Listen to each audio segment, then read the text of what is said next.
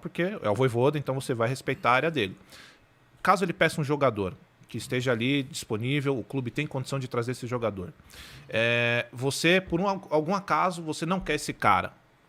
Esse é o momento que você vai interferir nessa negociação? Pode interferir. Eu acho que, vamos supor que ele, por desconhecimento do futebol brasileiro, que na verdade ele já conhece bastante, porque está aqui há quase 2 anos e ele se aprofunda, mas vamos...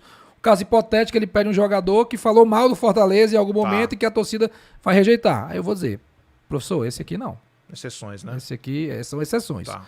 No geral, e aí vai dentro da forma como a gente gosta de trabalhar. Eu respeito a condição técnica dele. Eu vou dar um caso muito específico aqui.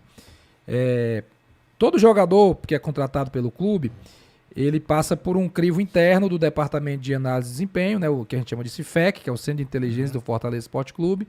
E aí passa a executivo de futebol, faz uma sondagem, sabe a condição, se o cara... como é que é o dia a dia dele, conduta, postura e tal, uma série de coisas, para não ser só a parte técnica, que é importante, mas existe uma parte comportamental. Chega na comissão técnica, a comissão técnica aprova ou não aprova, o jogador é contratado. Mas teve um jogador específico que o Vojvoda disse assim, esse eu quero trazer.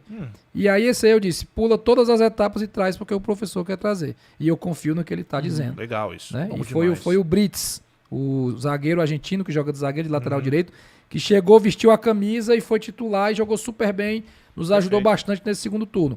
Naquele ponto específico, por que isso?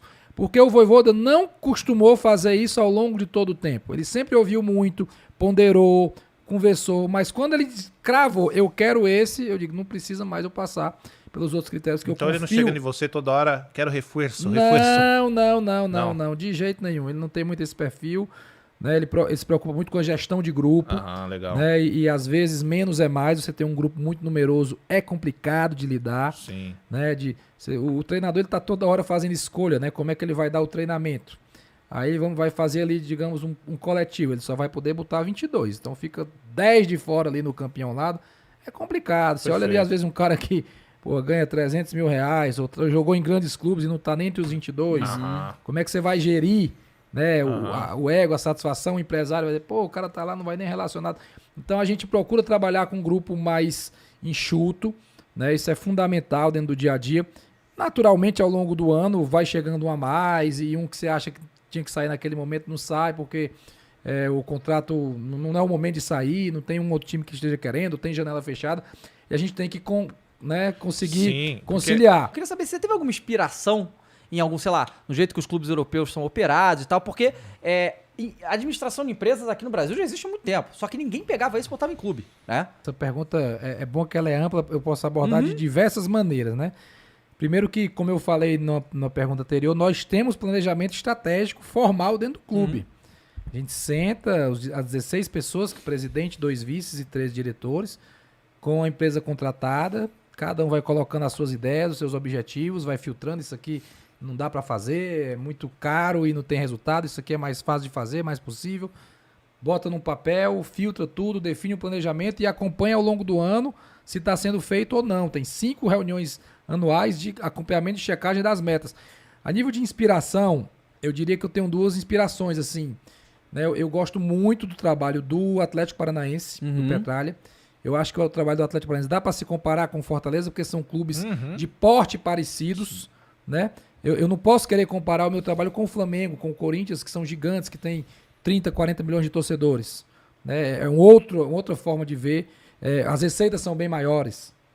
Mas o Atlético, como o próprio Petralha gosta de falar, né, era um time de bairro, que cresceu e hoje é uma potência. É o 3º no ranking. Vice da Libertadores, já foi 2 vezes campeão da Sul-Americana, 2 vezes campeão da Copa do Brasil. Perfeito. E o Atlético fez tudo o que se possa fazer em um clube de futebol. Imagine tudo. Um estádio, um CT sensacional, revelação de jogadores, jogador em seleção brasileira, venda direta para a Europa, títulos. E trazendo jogador grande. E trazendo jogador grande, como trouxe o Fernandinho agora. Então, tudo que se pode fazer, esse time já fez. Claro que lá é diferente, porque o Petralha está lá há 25 anos. Né? E isso é quase impossível em qualquer outro clube aqui no Brasil, um dirigente se perpetuar por tanto tempo, por vários fatores. Mas é uma inspiração, né? Poxa, se a gente conseguir seguir aquele caminho ali do Atlético Paranaense, é legal. Todo mundo sabe que jogar 3 competições Não dá. Aqui, no jeito que o calendário do futebol brasileiro é. E nós, aqui no Brasil, não temos times e elencos para disputar as 3. O Flamengo e o Palmeiras, que tem mais dinheiro, esses não tem time para disputar as 3. Então, como que o Fortaleza iria conseguir uma coisa dessa? Então, vocês tiveram que fazer escolhas dificílimas durante esse período. E a mais importante foi não mandar o Vojvoda embora. E teve muito torcedor que chegou pra mim e disse assim: tudo que você fez não vai valer nada se a gente for rebaixado. Isso define o futebol brasileiro. Tudo que você fez. Né? E eu olhava assim de caramba, e foi muita coisa, né? Que a gente já fez aqui, vários títulos e tal. Mas tudo bem, é a percepção do torcedor, né? É o sentimento dele.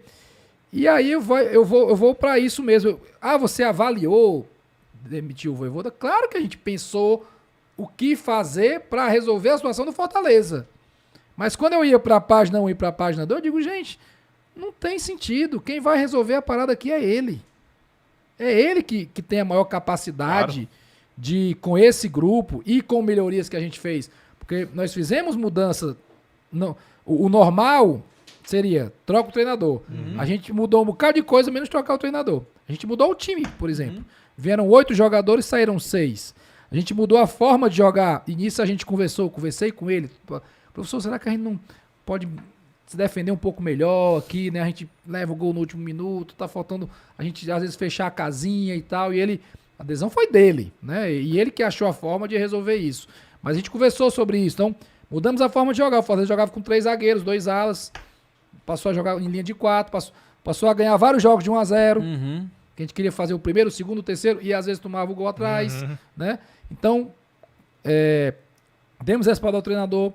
Contratamos jogadores, tiramos jogadores, mudamos a forma de jogar e a saída da Libertadores nos deu um tempo a mais de espaçamento entre jogos. É profissionalizando através da SAF, que aí não tem mais eleição, basicamente, né? Quer dizer, até tem, porque o associativo continua existindo, mas não tem os poderes que tem pra fazer e tal. Então, né, juntando isso aí com a pergunta. Vamos lá, eu vou tentar responder de uma forma mais geral, certo? Mas vou falar especificamente da SAF. Primeiro, eu acho... E aqui não é uma defesa corporativista. Eu acho que o futebol brasileiro evoluiu em muitas coisas de 15, 20 anos para cá. Tinha uma época que não se respeitava nem as tabelas. Né? Tinha cheio de asterisco. Né? Um time com 20 jogos, outro com 17, outro com 15. Virada de mesa. Né? O time caía e não caía. Né? Escândalo de arbitragem, que fez todo um campeonato. Né? 2005, ano do Tevez. Então, o futebol brasileiro se organizou muito. Então, hoje, os calendários são cumpridos, né? Não tem virada de mesa, tem erro de arbitragem, que sempre vai ter, mas acho que não é uma coisa assim, prejudica. Eu mesmo sou muito prejudicado, o Fortaleza da Copa do Brasil. Mas, no geral, acho que houve uma organização, acho que as gestões estão melhorando, estão se profissionalizando mais. Não é todo mundo, não são todos os clubes. Acho que é a grande maioria. Alguns mais, outros menos. Uns mais rápido, outros menos rápido. Que é da política também de cada clube, né? Mas acho que há um movimento de profissionalização. Hoje circula muito mais dinheiro no futebol, mas muito mais do que há 15, 20 anos atrás. SAF. Não se pode achar que a SAF é a salvação do futebol brasileiro ou é a salvação de qualquer clube. E muito se acha hoje, né? Pois é, não se pode. Eu defendo que não se pode achar. Porque SAF é clube empresa. Gente, empresa também quebra. E muitas empresas quebram. Só que a empresa, quando quebra, quebra mesmo. Não vai ninguém lá chegar e salvar a empresa. No futebol associativo, ainda se dá um jeito pela marca, pela história, né? Se perdoa uma dívida. Se a empresa SAF Vasco quebrar, não vai ter ninguém lá para chegar mais e ajeitar, não. Então, não é a salvação por si só. Mas é um modelo interessante que, se bem utilizado, ele pode fazer a mudança em alguns clubes. Eu acho que a legislação ela é tão boa que ela está sendo adotada. O Cruzeiro adotou, o Vasco adotou, o Botafogo adotou, o América Mineiro já é SAF, ainda não vendeu as ações, mas já é SAF. Me parece que o Curitiba também já é SAF. Né? O Atlético Goianiense está perto de ser, o Bragantino é um tipo de SAF, o Cuiabá é SAF. Então, a legislação em si é interessante, ela dá uma sobrevida ao clube. Os clubes que adotaram e venderam as ações, todos foram pelo mesmo motivo, corda no pescoço.